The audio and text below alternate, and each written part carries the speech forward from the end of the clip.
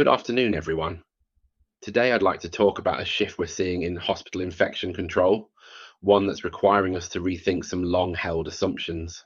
For years, our strategies were built around the idea that infections spread primarily through obvious pathways, direct contact, respiratory droplets, or contaminated surfaces. And while these routes are still important, recent evidence suggests they're only part of the story. One of the most significant developments involves what we call microbial persistence. Traditionally, we believed that routine cleaning eliminated most pathogens from the environment. Now, however, research indicates that some organisms remain viable far longer than expected, especially in low traffic areas that receive less attention during cleaning rounds.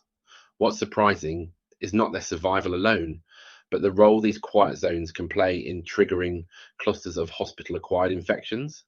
We're also recognizing that staff movement patterns influence infection risk far more than previously documented. It's not the volume of movement that matters, but rather the sequence and timing of contacts. For instance, when a staff member moves repeatedly between isolation rooms and general wards without precise sequencing, the risk of cross transmission increases dramatically, even when hand hygiene is good.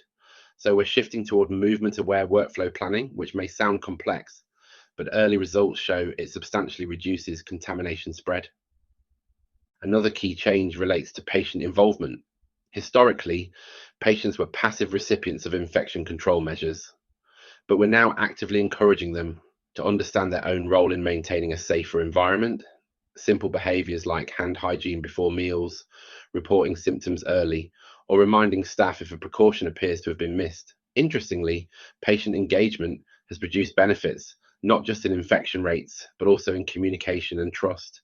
Now, you might assume that upgrading cleaning technology would be an obvious solution. And yes, innovations like UV disinfection systems are promising, but then they're not a substitute for meticulous, well trained cleaning staff. In fact, the biggest predictor of cleaning effectiveness is still workforce stability. Hospitals with high turnover struggle to maintain consistent standards, regardless of technology. The final area I want to touch on is the shift toward predictive analytics. Instead of reacting to outbreaks, we're beginning to use real time data, bed occupancy, staff movements, weather patterns, even community viral trends to anticipate high risk periods. This doesn't prevent every incident, but it allows us to tighten precautions proactively rather than after an outbreak is detected. And so, overall, infection control is no longer a matter of isolated interventions. It's becoming an integrated system that accounts for behavior, workflow, environment, and data. And while that requires change, it offers a far more resilient approach than traditional models.